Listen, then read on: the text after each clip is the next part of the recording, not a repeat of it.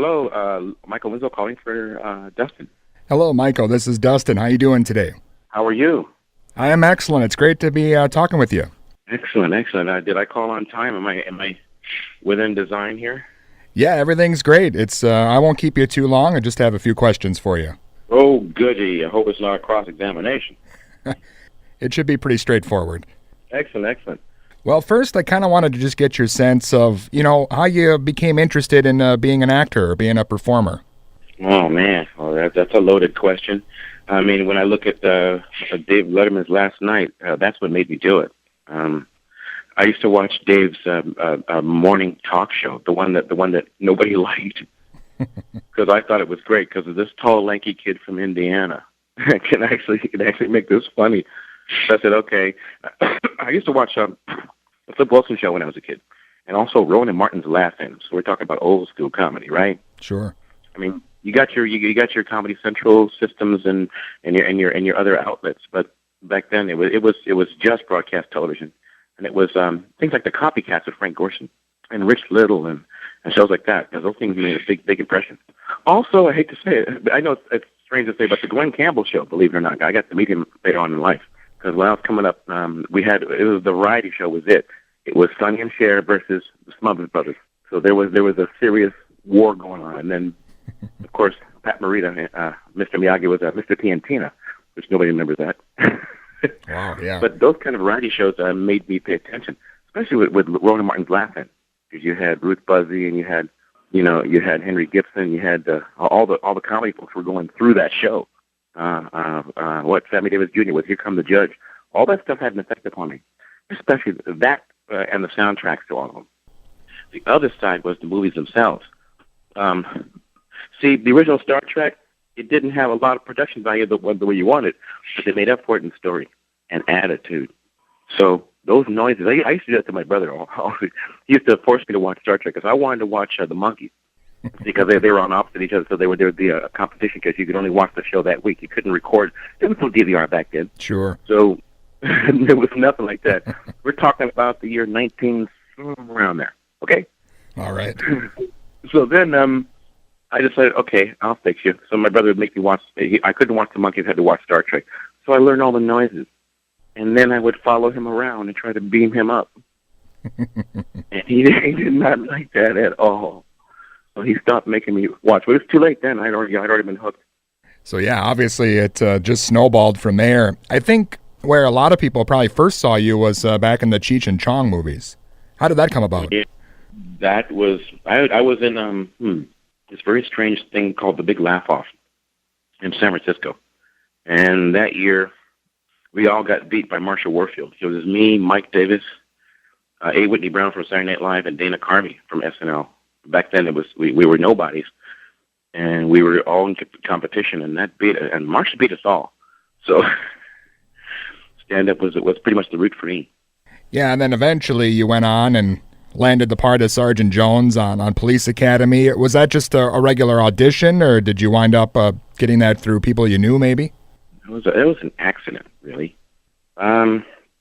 Lucky for me, I had, I think I was still living in my car at the time. I think I was still living in my car, and I got the gig to open for Count Basie and his orchestra. Wow! And luckily for me, Paul Maslowski is a jazz musician. He's a jazz fanatic. He plays music. So they saw the show, this very strange program, and afterwards they wrote me with a picture. So the original Neil Israel Pat Prost script didn't have me in it, but Hugh just kind of wrote me in. Because if you remember Hugh Wilson, he created WKRP in Cincinnati. Sure. You remember that with Johnny Fever and Venus Flytrap? Absolutely. And Herb Tarlick with the leisure suits. Yeah, I haven't forgotten that, man. So that was this Academy was Hugh Wilson's first feature film. He'd never directed a feature before, so this was major territory, to have absconded with. Yeah, I got to imagine if they hadn't written that part in for you, that film wouldn't have been as memorable as it is. It probably would have just kind of fallen by the wayside on VHS tape and, wound up at the thrift store maybe. That's what everybody was expecting to happen, because Police Academy was the last film in a production pact with Warner's and the Ladd Company. And the previous films didn't did not meet expectations, and that this was going to be the last film, and then everybody was going to just disappear and go their separate ways.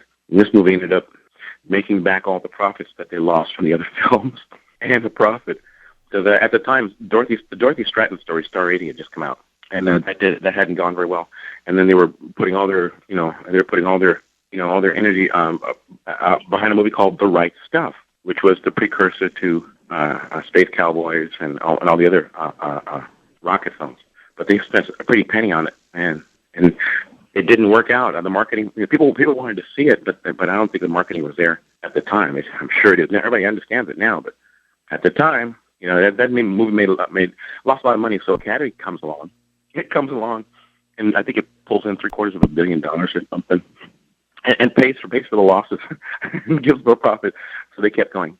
Yeah, it seems like not thinking that movie would do so well, it wound up kind of taking a big chunk out of your life there with all the sequels that it spawned. And now, when I read Google News, I hear that they want Key and Peele to produce this one, which I think is a great idea. Sure, yeah. I think it'll be great. I think who knows? Anything's possible, but I think this is a definite probability. So, would you come back and reprise a role or make an appearance, maybe, if they wind up doing that? Depends. Not the underwear, but it depends whether I'm gonna. I don't know. It depends on what they show us. We'll see. I would love to meet up with those guys. I'm proud of the work that they've done. These guys are great. I'm proud of them, and a lot of folks. Jimmy Fallon's done very well. He's been very helpful. He's been very. He was really nice to me. So I got to tell you, we've got a next generation of folks coming. I think we're going to be all right. Yeah, for sure. I want to go back, and you mentioned being influenced by some of the soundtracks from these shows and these movies, and I know you released some of your own stuff. I know the I Am My Own Walkman single came out, and you did some work on the Citizens on Patrol soundtrack. Was that ever something that you kind of wanted to pursue as well, maybe going into the music side of things? Well, I'm sort of being pressured to do that now, and I think I am going to. I thought about it. And, like I said, I've got stuff sitting in archives, that's been sitting for like 20 years. But, my roots were music. So, yeah, I want to go ahead and do that. I've also, people have been asking me to please put out a sound effects disc so people can take them and use them. So we're going to talk about that. And we're going to talk about a few things. So we're going over marketing. Even today, we're talking about that. And I just keep getting inspired. When I listen to you guys, do your thing on radio. You guys re-inspire me because the stories that I hear, the things that I learn from my day, comes from you. It comes from you. It comes from folks like yourself and your personalities. I'm educated because of what you guys are giving me in the form of entertainment and what I get every day from you guys. So that's where I get my inspiration. Yeah, that is awesome. And it kind of seems like maybe traditional radio and also, the art of beatboxing and I guess sound effects and that sort of thing kind of seems like maybe a lost art nowadays. So what are your thoughts on that? Do you think it's kind of fallen by the wayside, or is somebody out there that's going to champion that?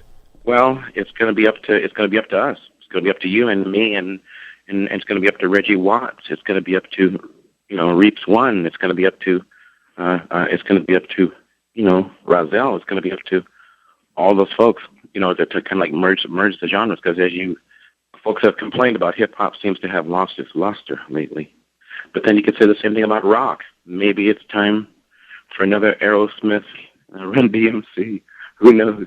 It's probably time for some re-inspiration. I think it's coming back. If you look around, we seem to be getting our inspiration from Ultron. Some folks get it from Ultron. I get it from Scarlett Johansson, but that's beside the point. A lot of folks the inspiration seems to be coming back. You notice that Mad Max has returned. You notice we're talking about what year a genre was the first Road Warrior, the first Mad Max and Road Warrior, then Thunderdome. So all this, the fact that they let Mr. Miller produce it, the original person, bodes well in the possibilities for a police academy. They let the original producer come in and do it the right way, because I saw the movie over the weekend. They did it right. They went way over the top to try to get it right, and they did. So I'm hoping that this is the same thing that's going to happen with comedy.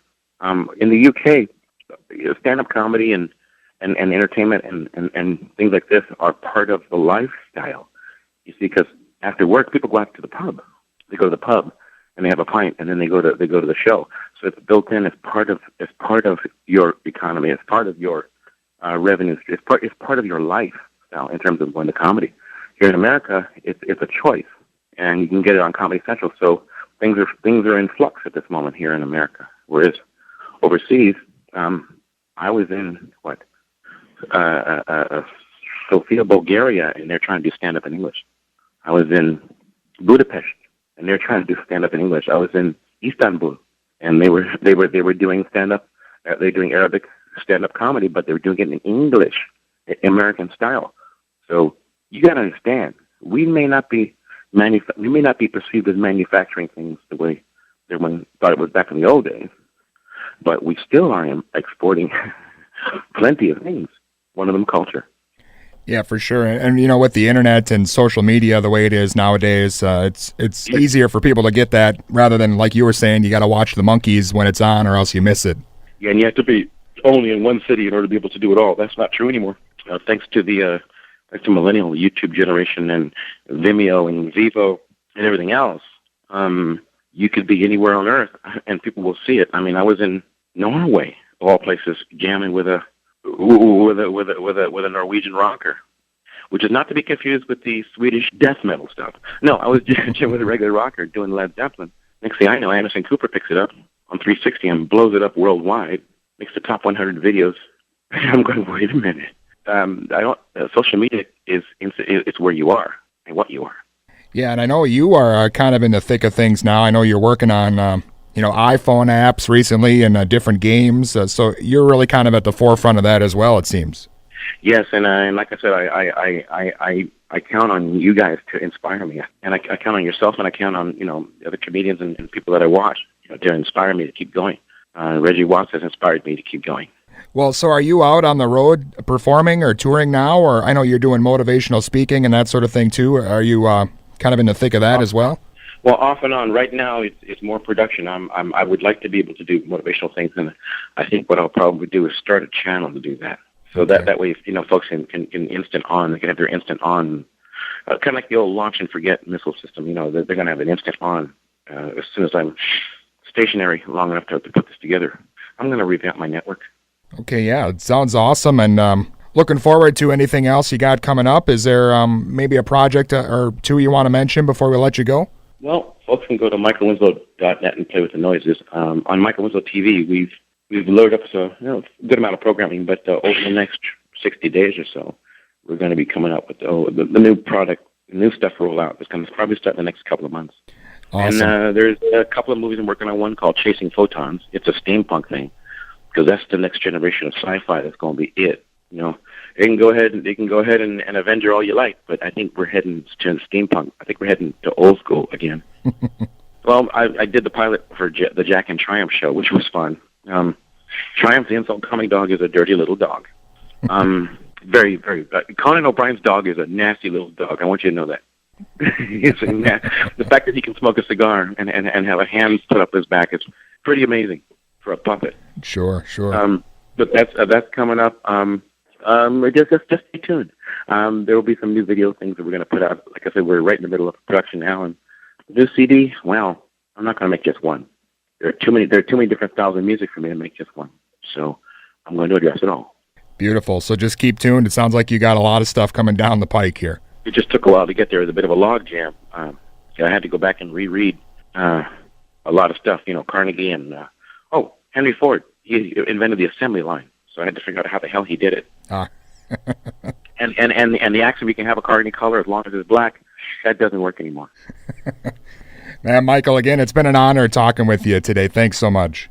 Anytime, man. By the way, you didn't make any noises. What happened? I was just letting you do it. I'm just running the boards here. Well, next time I gotta have at least one out of you. All right. I'll practice on that. Thank you, man. All right. Thank you, Michael. You're welcome. All right. Bye-bye.